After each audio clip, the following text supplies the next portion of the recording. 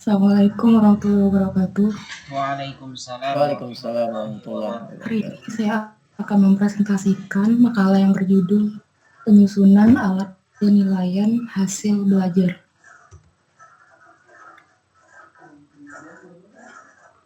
Next, Bu.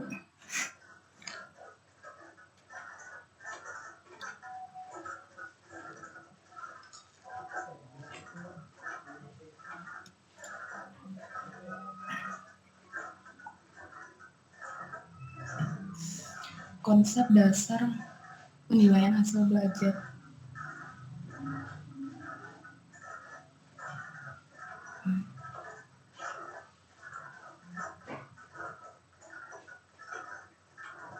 Penilaian merupakan proses untuk mengambil keputusan dengan menggunakan informasi yang diperoleh melalui pengukuran hasil belajar, baik yang menggunakan instrumen tes atau non-tes. Selanjutnya, penilaian hasil belajar yaitu segala macam prosedur yang digunakan untuk mendapatkan informasi mengenai performance siswa atau seberapa jauh siswa dapat mencapai tujuan-tujuan pembelajaran yang telah ditetapkan. Prinsip-prinsip penilaian hasil belajar. Pertama, mendidik, terbuka atau transparan, menyeluruh, terpadu dengan pembelajaran, objektif, sistematis, berkesinambungan, adil, dan menggunakan acuan kriteria. Selanjutnya,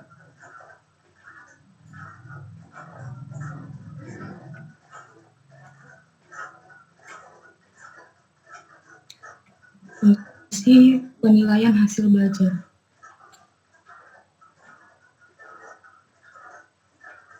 Pertama, penilaian berfungsi selektif. Yang kedua, penilaian berfungsi diagnostik.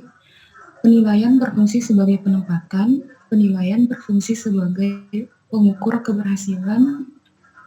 Umpan balik, menumbuhkan motivasi belajar dan mengajar. Dan yang terakhir, pengembangan ilmu. Tujuan penilaian hasil belajar. Yang pertama, tujuan umum, menilai pencapaian kompetensi peserta didik, memperbaiki proses pembelajaran sebagai bahan penyusunan laporan. Kemajuan belajar siswa, memberikan pertanggungjawaban dari pihak sekolah kepada pihak-pihak yang berkepentingan. Adapun tujuan khususnya, mengetahui keberhasilan proses pendidikan dan pengajaran di sekolah, mendiagnosis kesulitan belajar. Selanjutnya, perbedaan tes acuan patokan dan tes acuan norma. Penilaian acuan norma biasanya mengukur sejumlah besar perilaku khusus dengan sedikit butir tes untuk setiap perilaku. Penilaian acuan patokan biasanya mengukur perilaku khusus dalam jumlah yang terbatas dengan banyak butir tes untuk setiap perilaku. Yang kedua, penilaian acuan norma menekankan perbedaan di antara peserta tes dari segi tingkat pencapaian belajar secara relatif. Penilaian acuan patokan menekankan penjelasan tentang apa perilaku yang dapat dan tidak dapat dilakukan oleh setiap peserta tes. Prosedur penyusunan alat penilaian hasil belajar, penetapan indikator pencapaian kompetensi, pemetaan standar kompetensi, kompetensi dasar, dan indikator penetapan teknik penilaian. Yang terakhir, contoh alat dan penskoran dalam penilaian, ada tes uraian dan penilaian non-tes. Sekian presentasi dari saya. Dilanjutkan oleh moderator. Ya, terima kasih atas penyampaian materinya untuk hari ini. Jadi untuk sesi selanjutnya kepada kawan-kawan partisipan diskusi biar bisa memberikan masukan ataupun tanggapan untuk saudari Mar'atul Hasanah terkait judulnya tadi penyusunan alat penilaian hasil belajar. Nah, tentu dalam penilaian hasil belajar ini sangat penting ya untuk kita ketahui agar kita dapat mengetahui bagaimana hasil dari pembelajaran yang kita lakukan. Oke, baik. Kepada kawan-kawan, apakah ada yang ingin ditanyakan?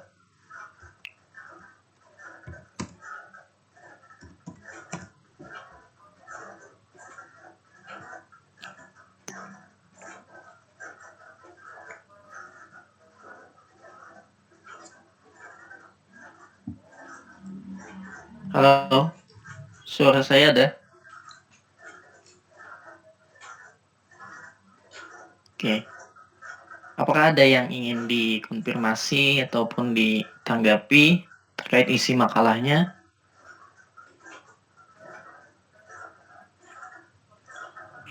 Ulun, moderator.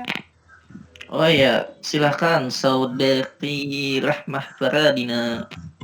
Ya, sebelumnya terima kasih banyak kepada Mar'atul Hasanah untuk makalahnya.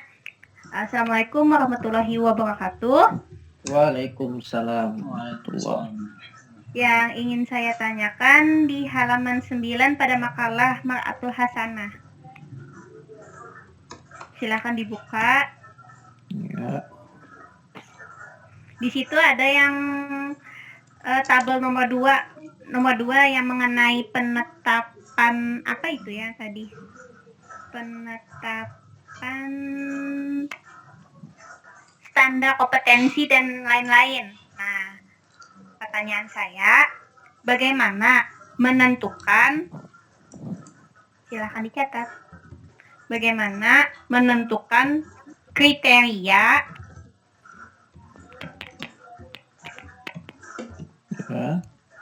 ketuntasan seperti contoh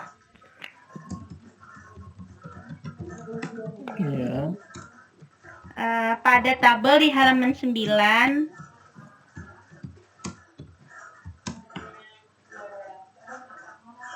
sudah makalah Mar'atul Hasanah. Nah, sedangkan kriteria ideal tertulis di situ 75%.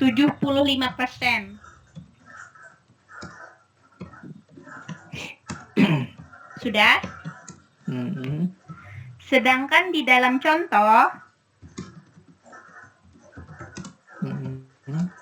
tabel tersebut adalah 80% dan 85%. Jadi, pertanyaannya bagaimana cara menentukannya? Menentukan dari kriteria tersebut di penjelasannya. Jadi dipilih 75 atau 80 ini ya? Iya, betul sekali. Oh iya. Baik. Sudah? Jelas kan? Ya. Oke. Terima kasih. Ya. Sama-sama. Baik, apakah dari kawan-kawan yang lain ada lagi yang ingin ditanyakan? Izin bertanya. Oh ya, silakan Tresniati SHD. Ya, sebelumnya terima kasih kepada moderator telah memberikan saya kesempatan untuk bertanya. Nah, ini kan materi atau presentasi hari ini materinya tentang penilaian, alat penilaian, bagaimana menilai hasil belajar peserta didik.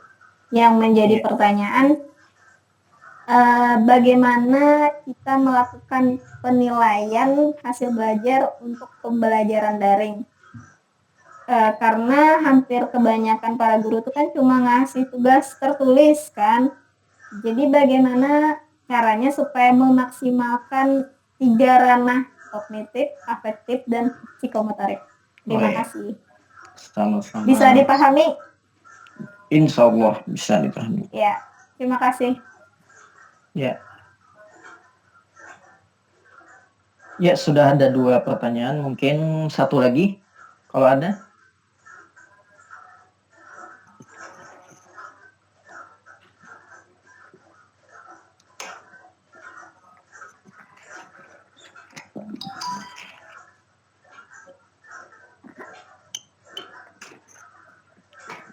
Bagaimana, ada lagi yang ingin ditanyakan?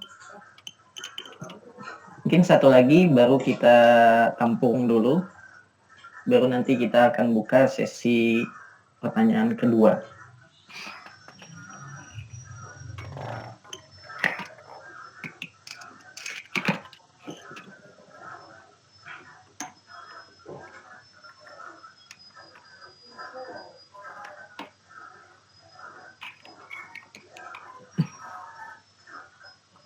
Oke, baik, karena tidak ada lagi, Ulun. maka mungkin dua pertanyaan dulu ya. Oh, ada? Nggih. Restu ya? Nggih. Ya, silahkan. Terima kasih atas kesempatannya untuk bertanya. Berhubung hari ini kita akan membahas mengenai penyusunan alat penilaian hasil belajar. Nah, di sini yang menjadi pertanyaan ulun, adakah landasan yang diperlukan ketika kita hendak menyusun alat penilaian?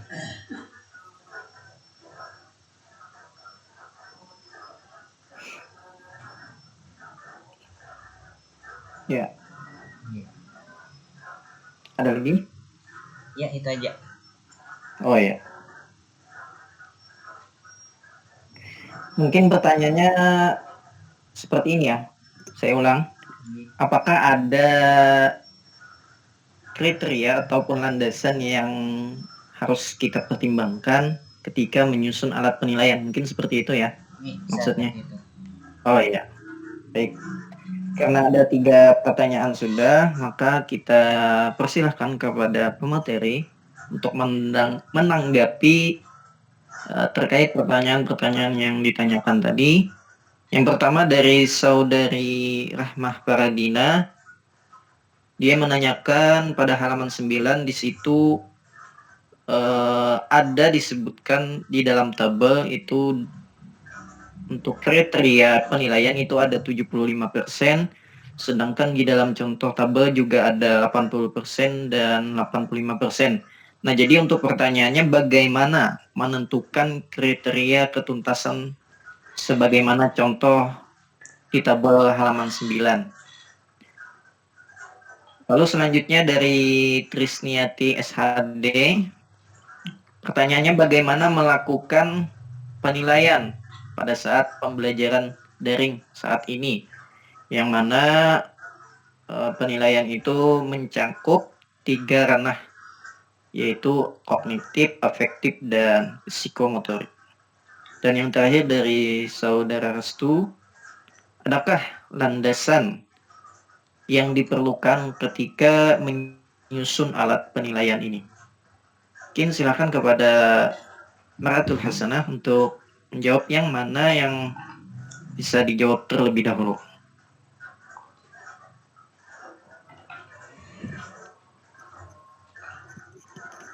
Saudari Maratul Hasanah. Ya, sebentar. Oh iya. Mencari jawaban. Oh iya, silakan.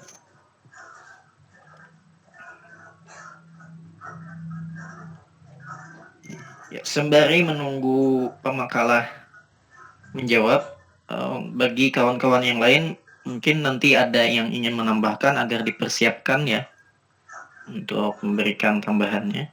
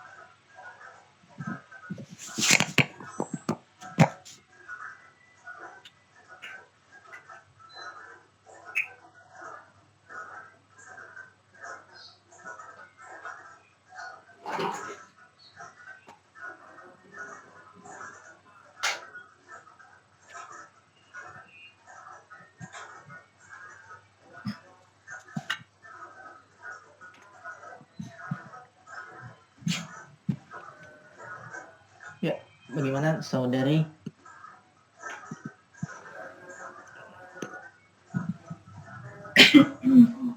Ya, Oh ya, silakan.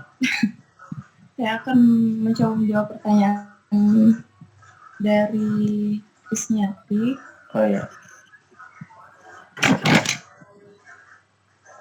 Dengaran nggak, Hel? Hujan Iya, iya. soalnya di sini. Ya, kedengaran nih. Dengaran nggak? Iya, iya, iya, kedengaran. Kedengaran nih, kedengaran. Hujan soalnya. Iya, iya. Jadi pertanyaannya tadi kan bagaimana menentukan hasil belajar daring sehingga 3 aspek kognitif, afektif, dan psikomotorik itu terpenuhi. Jadi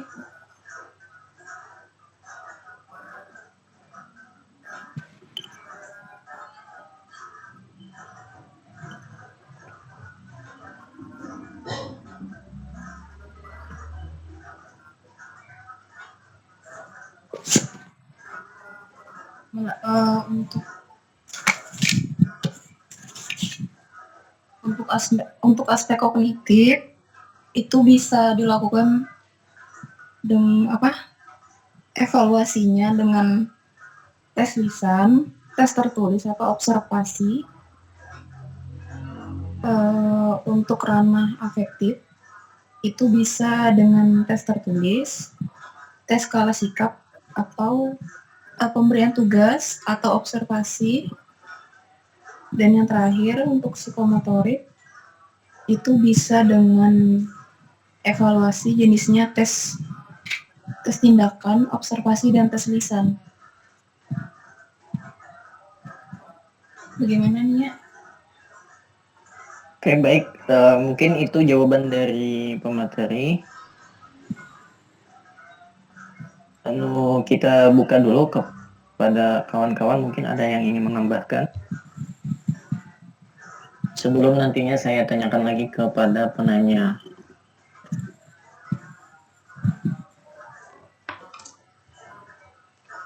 Mungkin Runak mau menambahkan. Oh iya, silahkan saudara Restu.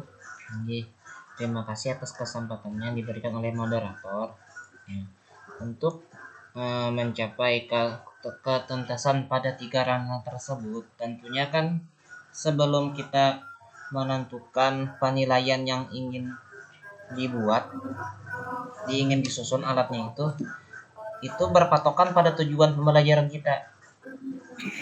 Itu berpatokan pada kompetensi dasar dan indikator. Nah, kalaupun pada kompetensi dasar dan indikator tersebut hanya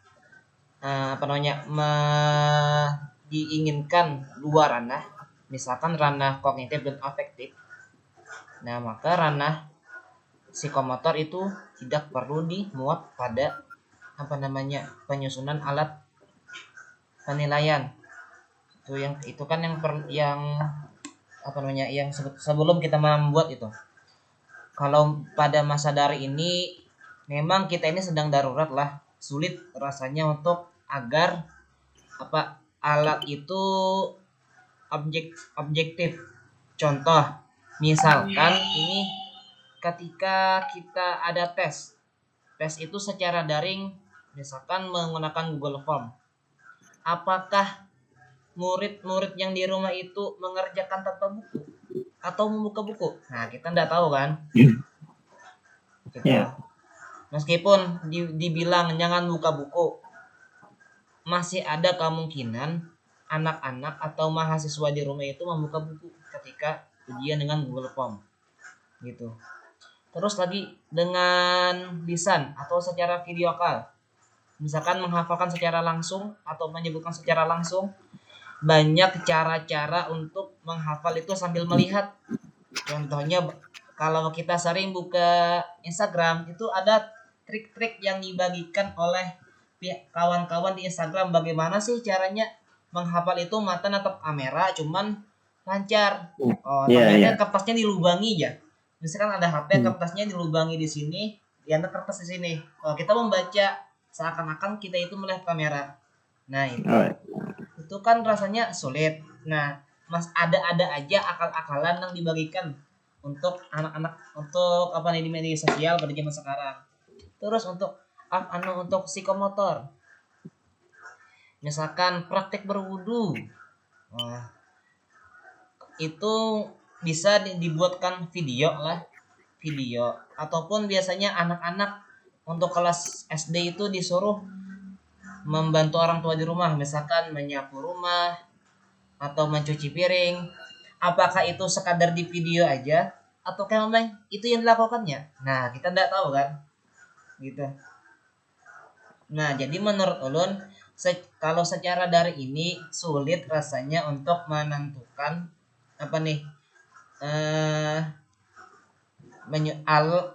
penilaian yang benar-benar valid gitu, karena ada saja trik-trik yang dipakai dan dibagikan bagi kita di media sosial untuk menanggulangi penyelesaian tes tersebut. Mungkin itu, terima kasih.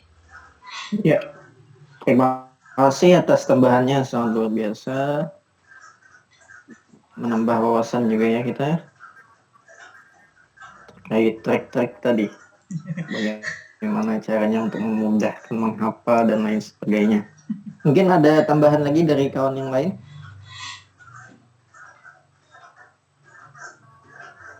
Mungkin dari saudari Rizky Hudayanti atau saudara Abdul Aziz.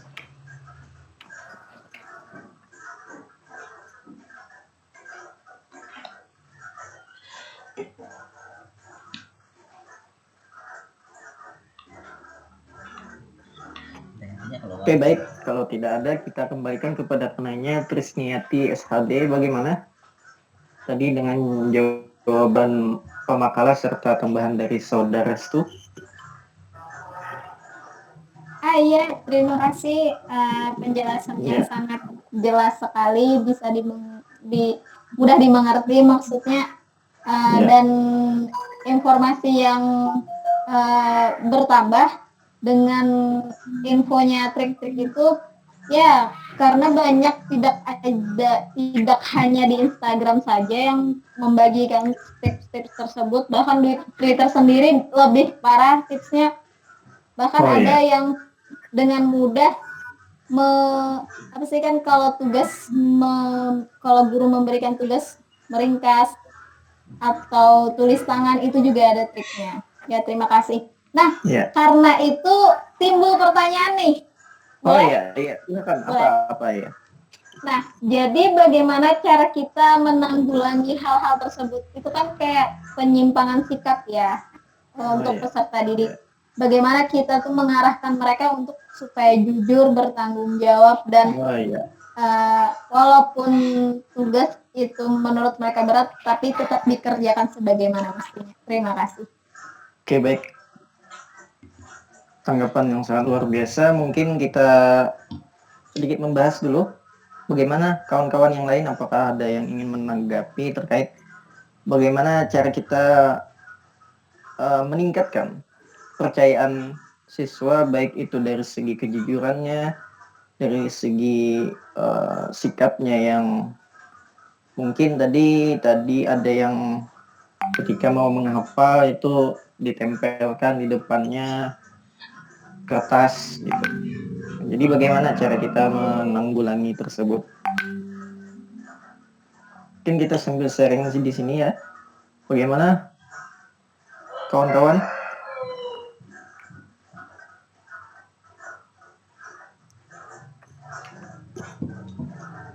Menanggulanginya ya,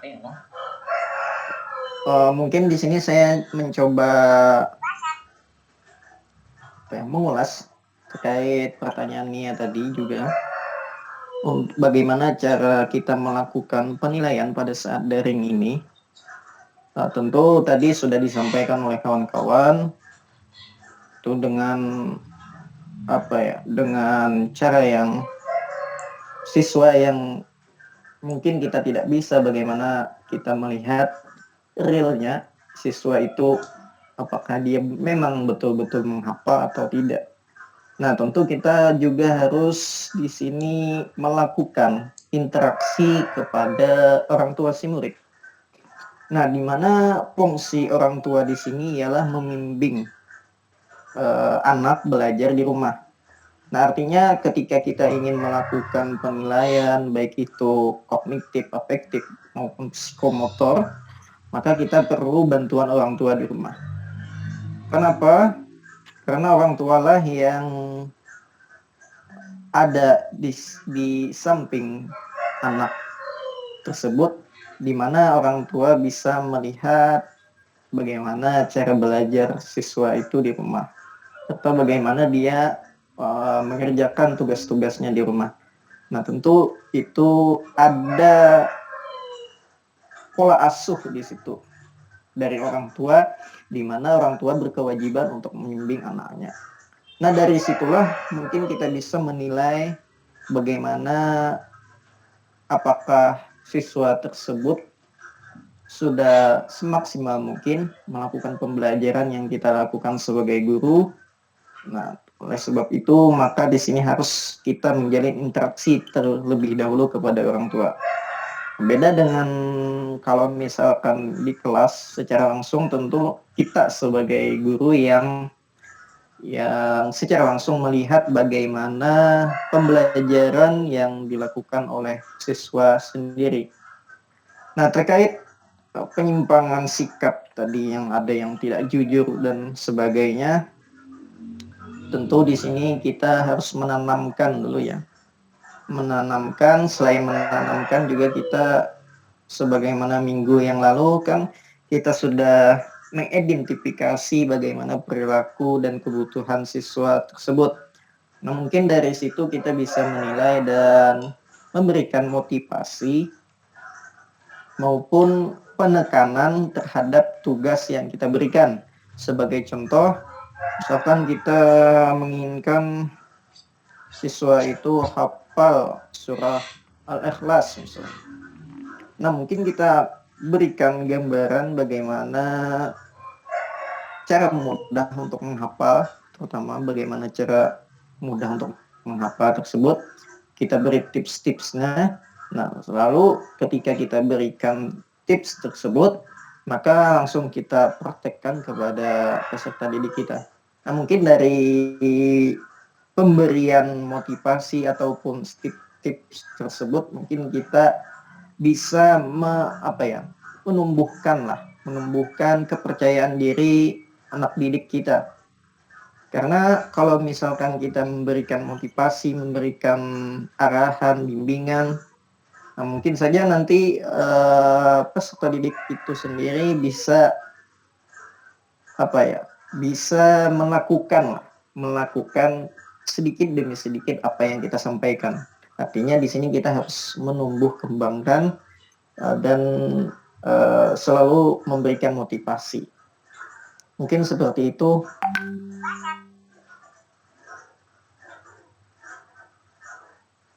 Ya, jadi bagaimana untuk kawan-kawan yang lain, apakah ada tanggapan lagi terkait ini sebelum kita melangkah ke pertanyaan selanjutnya?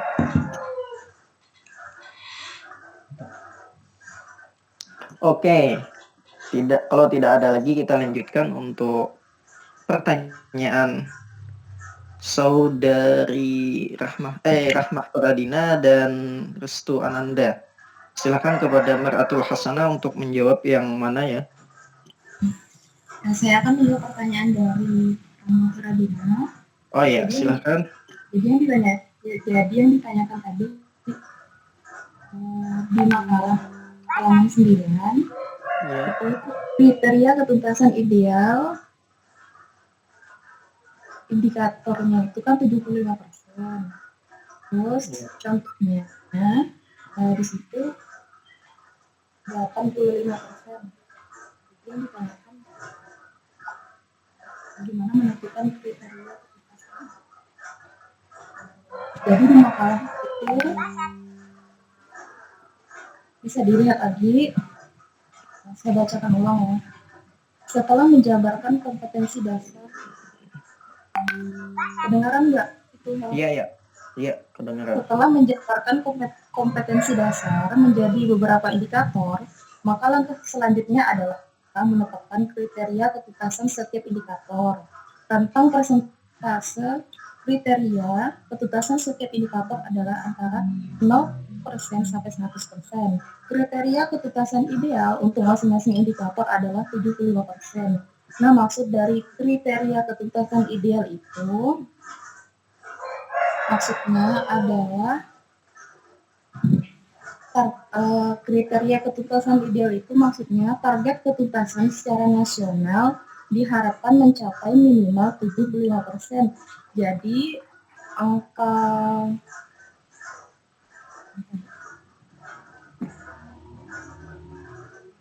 Jadi angka 75% itu minimal.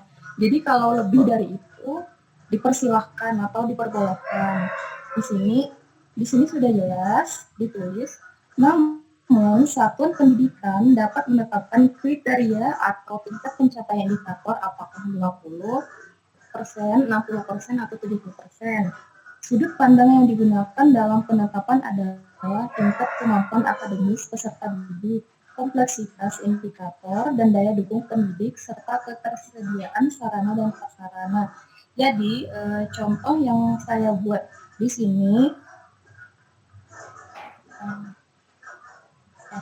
itu kan indikatornya mampu membaca Quran Surah Yunus dan Quran Surah Al-Baqarah dengan baik dan benar, dengan kriteria ketuntasan 85%. Mungkin ini disesuaikan dengan tingkat kemampuan akademis peserta didik. Sarana prasarananya bagus di sekolah tersebut. Bisa jadi sekolahnya itu misalnya SDIT atau sekolah Islam bertaraf internasional. Jadi kriteria ketuntasannya juga standarnya melebihi dari 75%, bisa 85, bisa 80, dan selanjutnya seperti itu. Apa bisa dipahami? Baik, artinya di sini 75 itu minimal ya? Ya, minimal. Kriteria ketuntasan ideal itu maksudnya minimal. Oke. Standar. Ya, terima kasih. Bagaimana kawan-kawan, apakah ada yang ingin menambahkan? Bagaimana cara kita menentukan kriteria ketuntasan sebagaimana contoh pada halaman 9 tadi?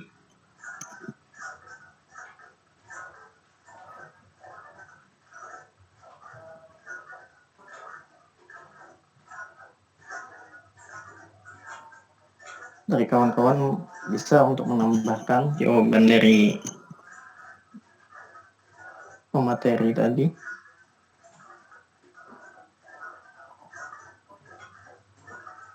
Cukup. Oke, baik. Kita kembalikan kepada penanya, Rahmah Paradina. Rahmah? Ya, Ya, bagaimana tadi Sinyalnya- jawab pertanyaannya sudah dijawab? Pertanyaannya sudah dijawab oleh pemakalah tadi. Iya. Maaf ya, soalnya nih keluar sendiri mic-nya. Iya.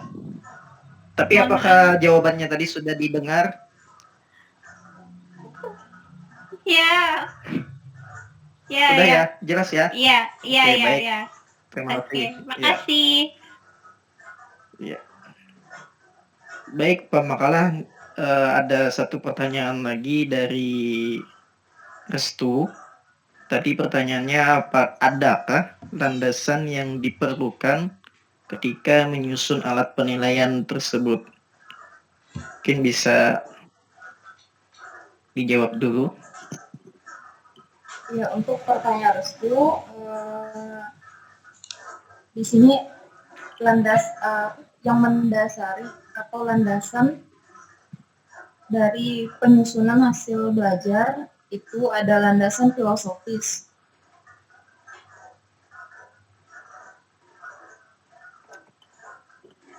Yang menjadi landasan filosofis evaluasi bahwa proses pendidikan sesungguhnya untuk mengembangkan potensi siswa menjadi manusia yang memiliki kemampuan dan keterampilan tertentu. Hanya saja perlu dipahami bersama pada dasarnya tidaklah mudah dapat mengakomodasikan kebutuhan setiap siswa secara tepat dalam proses pendidikan, namun harus pula menjadi pemahaman bahwa setiap siswa harus diperlakukan secara adil dalam proses pendidikan, termasuk di dalamnya proses penilaian. Untuk itu, proses penilaian yang dilakukan harus memiliki asas keadilan, kesetaraan, serta objektivitas yang tinggi. Ini berdasarkan BSNP tahun 2005. Jadi landasannya adalah ada landasan filosofis. Bagaimana? Ya, terima kasih atas jawabannya Maratul Hasanah. Mungkin dari kawan-kawan yang lain dulu, mungkin ada yang ingin menambahkan terkait tadi pertanyaannya, adakah landasan yang diperlukan ketika menyusun suatu alat penilaian? Mungkin saudari Trisniati?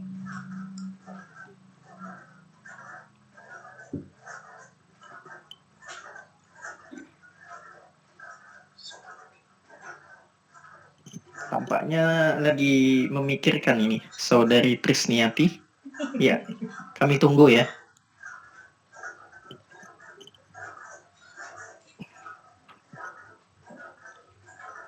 Mungkin saudara Restu lebih duluan. Oh ya. Saudara Restu kan yang bertanya tadi. Saudari Dina. Saudari Trisniati. Jadi mau apa? Yang lain dulu. Sebentar lah, sebentar. Oh ya.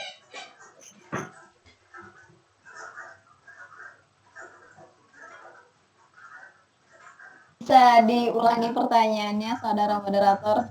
Ya, baik. Untuk pertanyaan saudara Restu tadi, adakah landasan yang diperlukan ketika menyusun alat penilaian?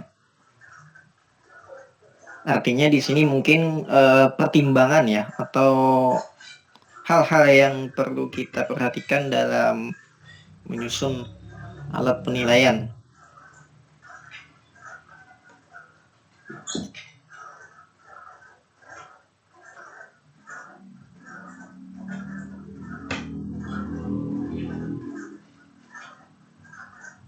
Sebentar, belum bisa jawab. Iya. Suaranya putus-putus moderator, jadi agak kurang bisa menangkap diskusi. Oh ya. Mohon maaf saudara Ajis, suara saya jelas tidak? Ya kadang ada putus-putus, mungkin iya. lagi gangguan, jadi Iya, kurang iya. menangkap isi diskusi.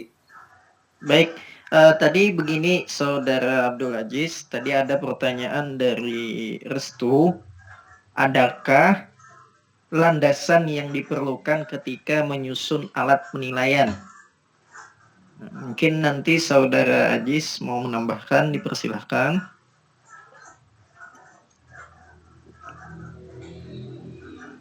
Apa tadi?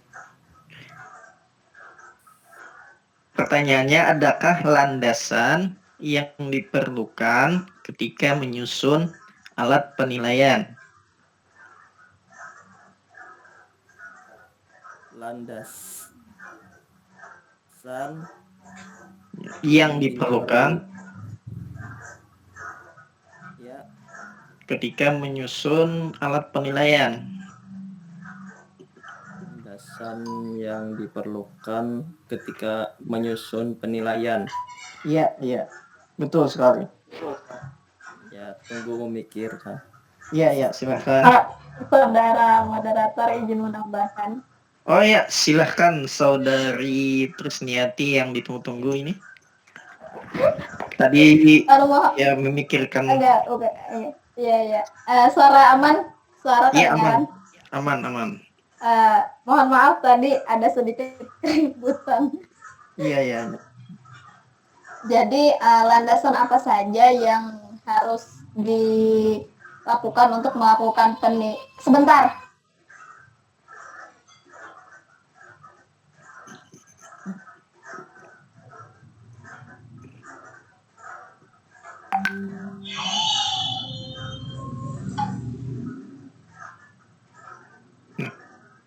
Mungkin adek Nia ini dipanggil.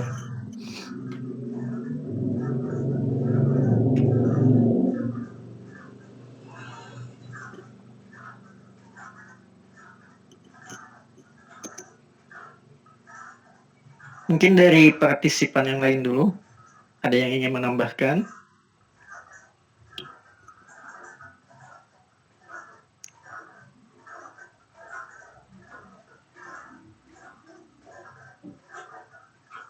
Nurpita Liza?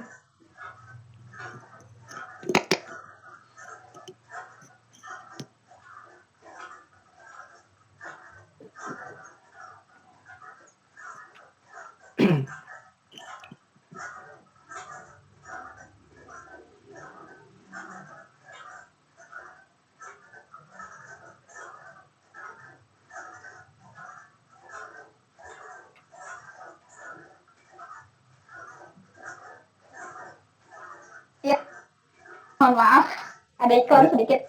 Ya. Menjawab pertanyaan dari saudara Restu Ananda, landasan apa saja yang perlu digunakan atau perlu yang disiapkan untuk melakukan penilaian? Yang pertama, sesuai dengan pembahasan sebelumnya, identifikasi permasalahan siswa. Mungkin dengan dibuatnya checklist atau daftar cek apa aja yang dibuat, unsur, komponen, sifat, karakteristik siswa, materi pembelajaran. Nah, itu bisa dilakukan. Kemudian skala lanjutan. Skala yang mau digunakan atau penilaian yang digunakan itu apa? Untuk misalnya materi A, non-tes, materi B mungkin esai, materi C mungkin pilihan ganda, seperti itu. Kemudian skala sikap. Nah, kan penilaian tuh nggak mesti kognitif sama psikomotorik aja kan, pasti ada afektif. Nah, kalau skala sikap, skala sikap itu kita buat 2, yang diamati pegangan guru dan yang diukur untuk penilaian materi, misalnya materi tentang sikap. Nah, jadi kalau dijabarkan yang perlu disiapkan untuk penilaian hasil belajar itu mungkin seperti dari awal tujuan pembelajarannya itu buat apa, ruang lingkup belajarnya seperti apa, apakah materinya itu cukup satu pertemuan atau tidak. Kemudian menyusun kisi-kisi, kan setiap soal tuh pasti ada kisi-kisinya. Kayak UAS, TS. Nah, mungkin misalnya kayak materi A, soal esai, kisi-kisinya apa, materi yang mana yang keluar, seperti itu. Yang ketiga, itu tadi 2 ya, yang ketiga, membuat soal. Karena kita sudah menentukan materi A, esai, materi B, pilihan ganda, ya kita membuat soalnya. Bagaimana? Namun membuat soal itu jangan lupa untuk memeriksa soal itu apakah sesuai sudah dengan tujuan pembelajaran atau enggak. Kemudian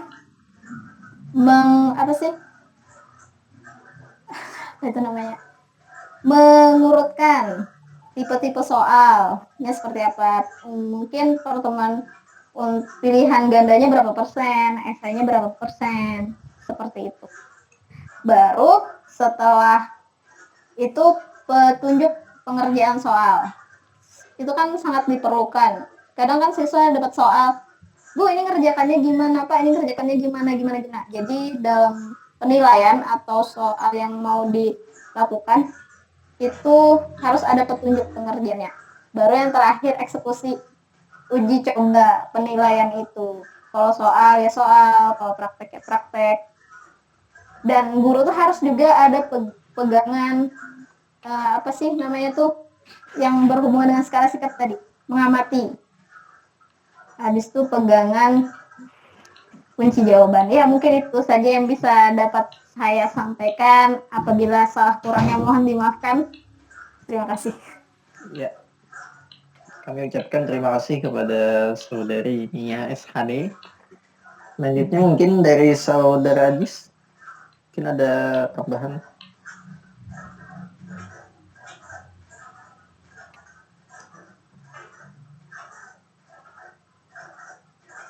Ya, kalau tidak ada kita kembalikan kepada penanya.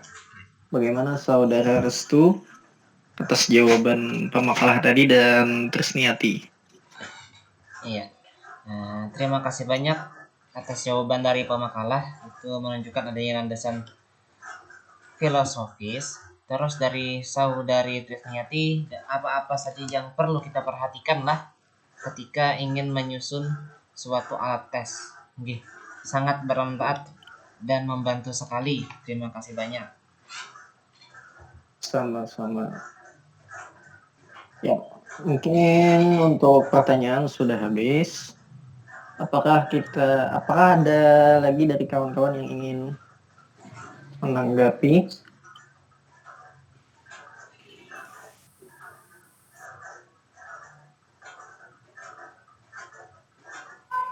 Izin menanggapi, ada pertanyaan. Oh ya, Boleh silahkan. untuk Ya, semua kawan-kawan. Kan ya. ini tentang Umum ya, penilaian umum ya. umum. Oh ya, silakan. Ini kan tentang bagaimana melakukan penilaian yang menjadi pertanyaannya tuh kan tadi kan melakukan skala sikap dan lain sebagainya. Yang menjadi pertanyaan tuh kalau penelitian proposal mengenai pembelajaran otomatis itu kan evaluasi itu kan ada penilaian kan. Nah, bagaimana apalagi tentang karakter proposal yang berhubungan dengan karakter itu kan otomatis penilaian sikap kan. Nah, bagaimana melakukan penilaian sikap, apakah ada apa sih namanya itu ada instrumen tersendirinya atau bagaimana? Terima kasih. Ya, terima kasih atas pertanyaannya. Mungkin bisa kita diskusikan bersama ya terkait pertanyaannya tadi. Apakah ada instrumen khusus untuk menilai sikap tadi ya, yang berkaitan dengan karakter. Nah, sangat bagus sekali di sini kawan kita ada yang meneliti tentang karakter ini. Mungkin ada memberikan masukan bagaimana cara kita menilai karakter seseorang atau mengevaluasi. Saudari Rahma.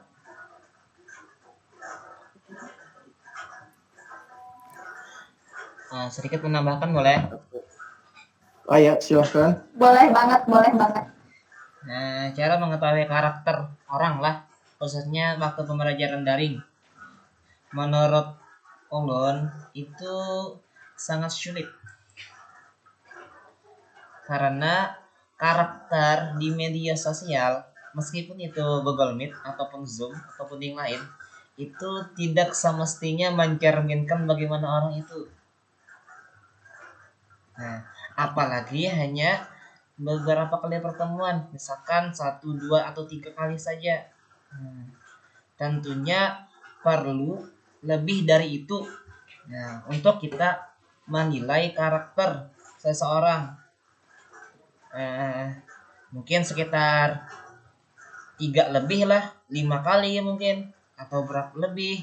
Itu menurut ulun yang ada kemungkinan itu kita bisa menilai. Karena kalau cuma sekali, ya mungkin sesekali itu aja dia bisa tampil dengan baik di depan kamera. Tapi kalau sudah sering, nah sudah beberapa kali, nanti pasti ada muncul kebiasaan-kebiasaannya. Contoh, ketika ulun ngajar UPB daring itulah, ada aja mahasiswi itu yang kada hakun membuka kamera.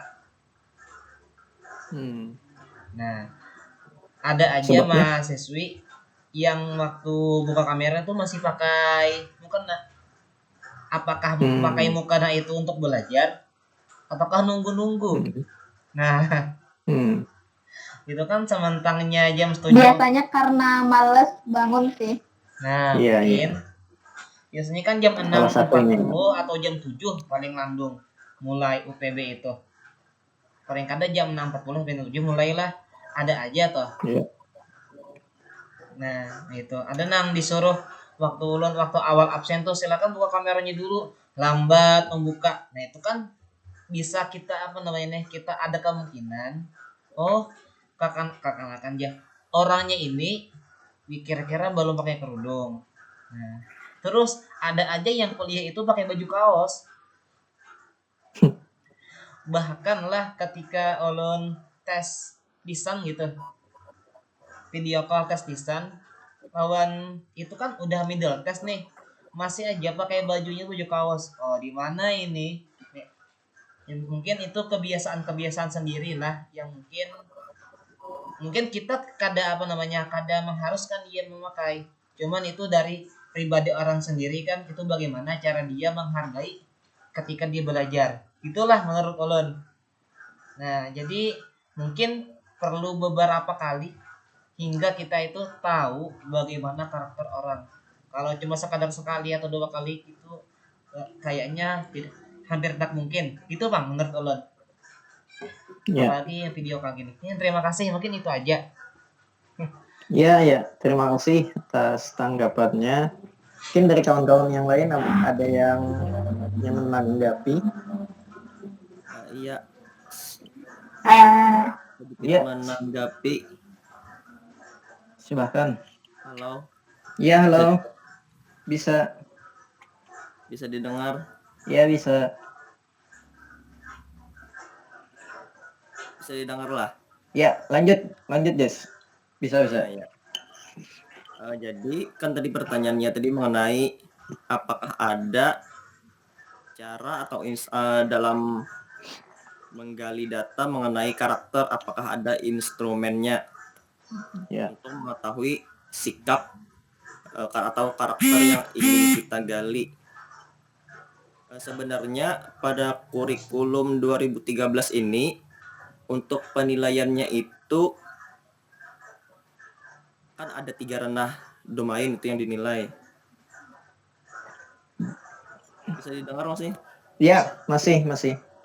Ya, ada 3 ranah domain. Nah, kemudian bisa didengar. ya.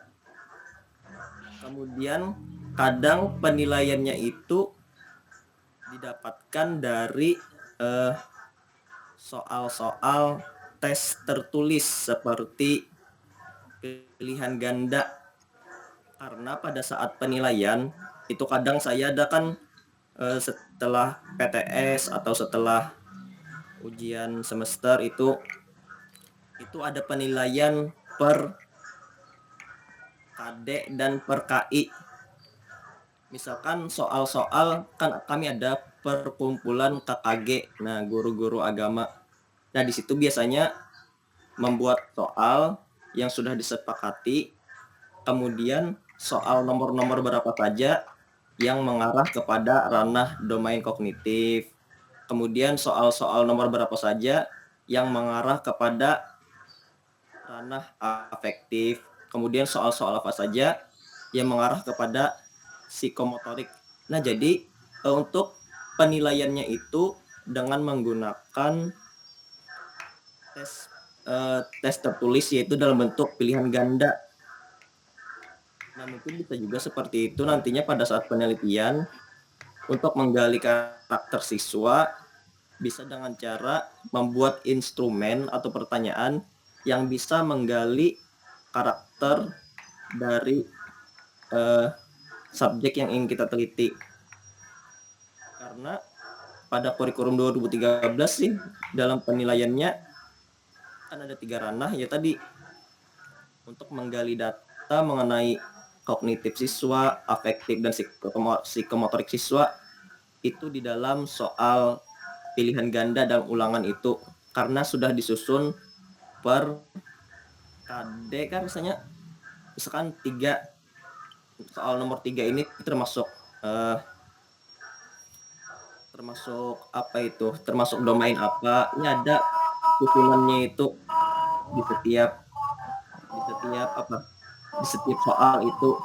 Soal ini mengarah kepada ranah domain kognitif kah, mengarah kepada domain afektif kah, atau domain psikomotoriknya. Jadi penilaiannya di situ dari guru. Nah, mungkin itu yang dapat saya sampaikan sedikit. Bisa didengar Mas ya? Ya, ya bisa. Terima kasih atas Bisa. tambahannya. Aman. Ya. Mungkin bisa satu lagi kita mintakan kepada saudari Rahma Faridina. Mungkin ada yang ingin menambahkan karena beliau ini rencananya mau meneliti tentang pendidikan karakter ya. Nah, mungkin ada tergambar sudah bagaimana cara menilai karakter seseorang. Saudari?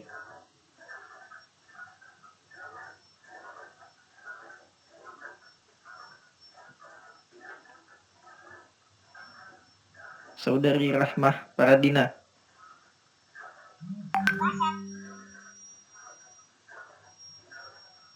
Mungkin gangguan ini ya. Gangguan sinyal. Sekali lagi kita coba. Rahmah Faradina.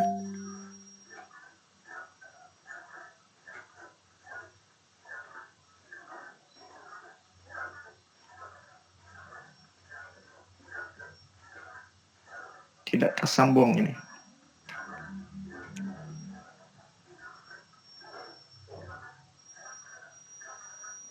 Oke, baik. Karena waktu kita sampai jam berapa ya? Karena untuk pertanyaan sudah terjawab semua dan kawan-kawan, mungkin ada yang ingin ditanyakan lagi sebelum kita lanjutkan untuk sesi kritik dan saran dari dosen pengampu mata kuliah kita.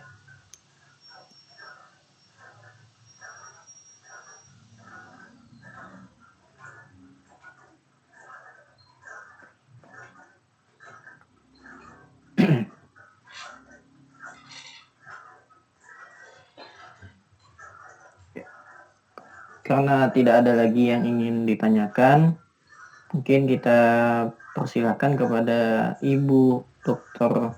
Hajah Tarwilah MAG untuk memberikan masukannya terhadap materi hari ini. Kepada Ibu kami persilahkan.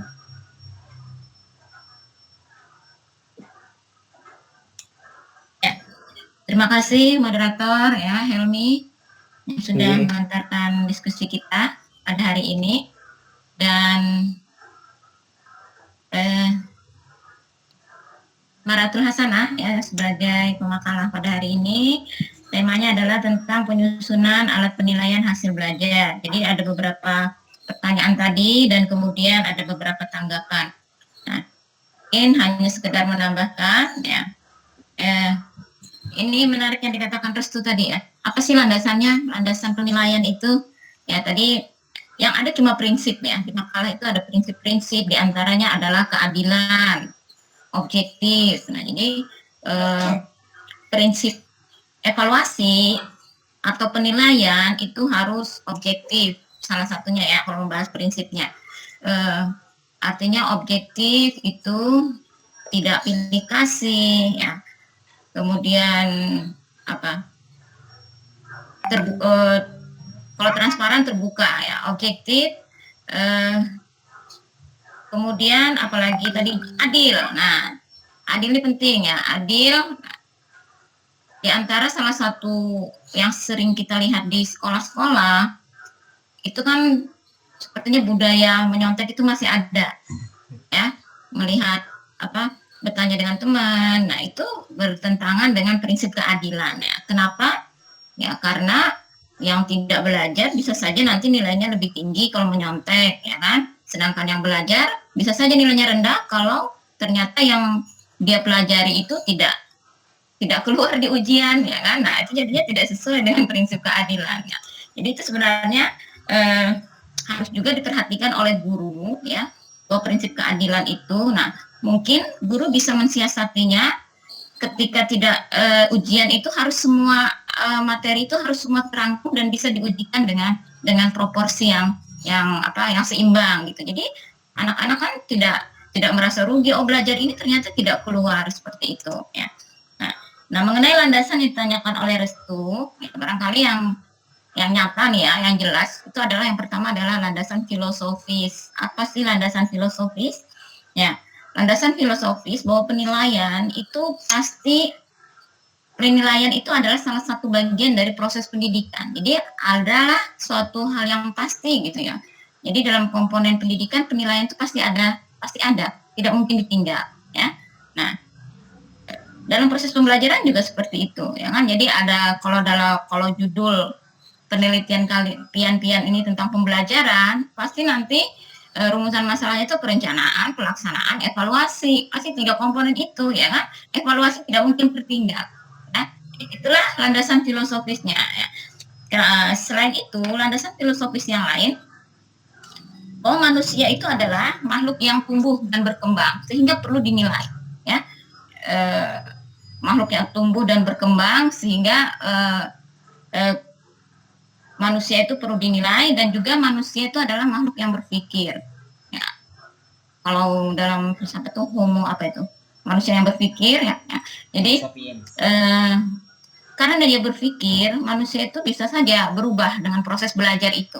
Nah jadi dengan evaluasi, perubahan itulah yang akan dinilai oleh guru. Apakah dengan proses belajar itu terjadi perubahan atau tidak? Nah, kalau tidak terjadi perubahan dalam evaluasi berarti pembelajaran itu tidak berhasil dengan baik. Nah, tadi kan ada di kolom-kolom di pemakalah itu ada nilai ketuntasan itu 85%. Nah, kalau ternyata 85% itu anak-anak itu menguasai atau bisa menjawab dengan benar, berarti guru itu sukses memberikan materinya, artinya proses pembelajaran itu bisa berhasil. Nah itu kalau kurang dari 85%, anak-anak itu menguasainya, atau 85% anak tidak menguasai, berarti guru itu tidak berhasil dalam proses pembelajaran. Nah itu adalah ukuran dalam ketuntasan. Nah, landasan yang berikutnya mungkin selain filosofis adalah landasan yuridis. Yuridis itu adalah landasan hukum. Landasan yang berdasarkan perundang-undangan. Ya, banyak sekali undang-undang tentang sistem pendidikan yang menyebut evaluasi itu adalah bagian hal yang penting. Ya. Kita mulai dari undang-undang Sisdiknas itu disebutkan, ya. Undang-undang tentang guru dan dosen, kemudian ada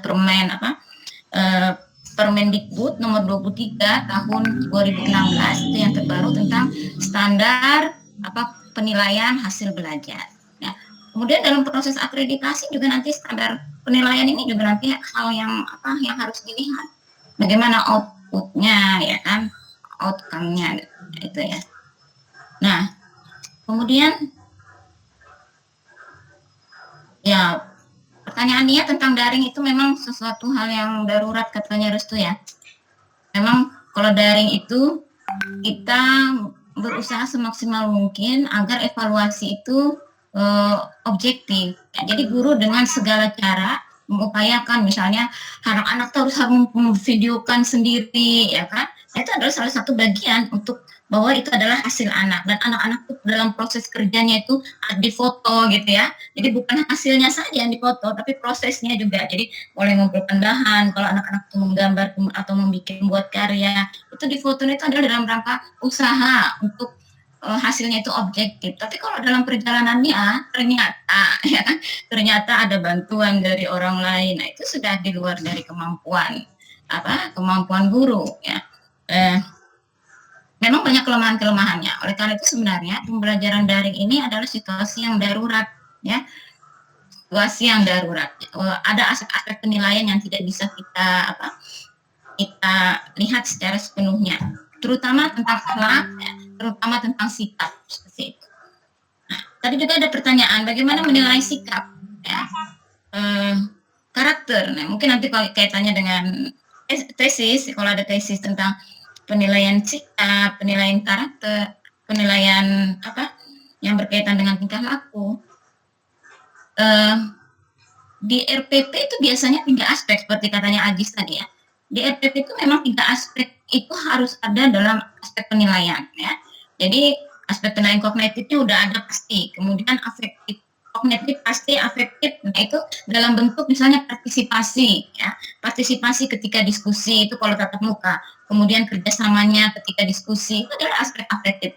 Kemudian menghormati, menghargai pendapat orang lain itu juga aspek afektif, ya. Melalui pengamatan atau observasi ketika tatap muka. Akan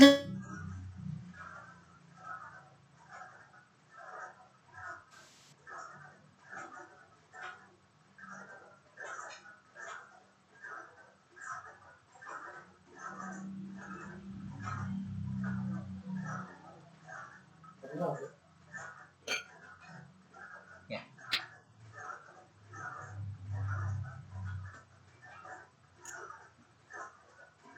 Ya, putus nyambung. Udah sore nih. Ya, supaya cepat aja. Ya. Jadi sebenarnya penilaian sikap itu bisa juga dijaring melalui pertanyaan-pertanyaan dengan skala Leyger. Setuju, misalnya ada sikap sini. Setuju, tidak setuju, sangat setuju, itu ya. Atau bisa juga dalam bentuk pilihan ganda, ya, yang menampilkan kasus misalnya. Baru dijawab A, B, C, boleh. Jadi berbagai trik guru yang sebenarnya bisa menjaring sikap anak, ya. Aspek psikomotorik juga bisa lewat pilihan ganda juga bisa aspek psikomotorik, ya. Jadi dengan apa? Dengan pilihan-pilihan atau yang lebih bagus sebenarnya dengan penilaian performan atau perbuatan, tampilan nilai skillnya, ya. Jadi misalnya kalau di daring anak-anak suruh ngirim video tentang berwudu, ya kan, kemudian tentang sholat, seperti di ujian S1 itu kan, komplainnya kan mengirimkan video, nah, jadi mengaji, kemudian sholat, itu bukan sendiri aspek-aspek psikomotorik. Oke ya, saya kira cukup. Mungkin ada yang memberikan tanggapan. Suara ibu gema di sini. Nggak tahu di sana ya. Ya, silakan kalau yang memberikan tanggapan.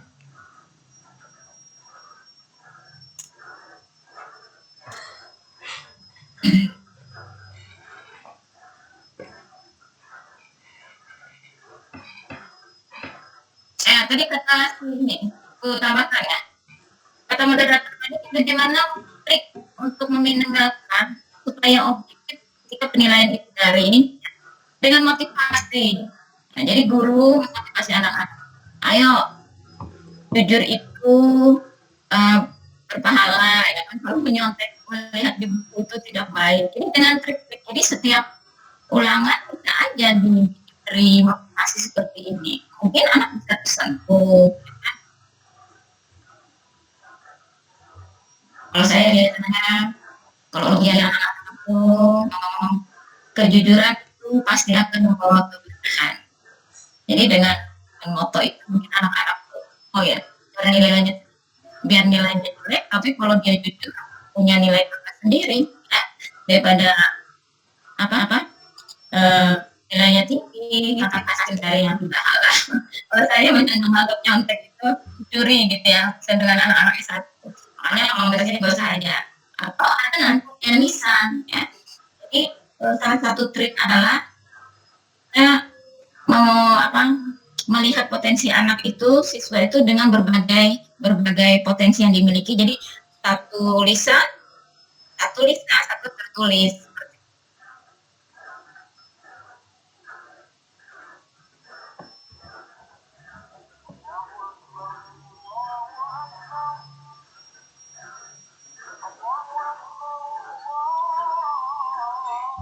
Oke. Ada yang pertanyaan? Bisa, cukup. Ibu bisa didengar ya? Bisa, Bu. Oke, Bu. Bisa, Bu, bisa. Bisa saja ya. Masalah-masalah bergema-gema. Tadi sempat putus-putus, Bu. Iya, tadi Ibu sempat keluar, masuk. Kalau tidak ada, Ibu kira cukup ya, kita sudah azan asar nih. Nggih. Mudah-mudahan perkuliahan kita pada hari ini membawa keberkahan ya, ilmu kita yang kita dapat juga mendapat membawa keberkahan untuk kita semua. Amin. Amin. Amin ya rabbal alamin. Kita tutup dengan sama-sama membaca hamdalah. Alhamdulillahirabbil alamin. Billahi taufiq wal hidayah. Waalaikumsalam warahmatullahi wabarakatuh. Waalaikumsalam warahmatullahi wabarakatuh. Terima kasih banyak Ibu. Terima kasih banyak. Ya, Terima kasih banyak Ibu. sama-sama.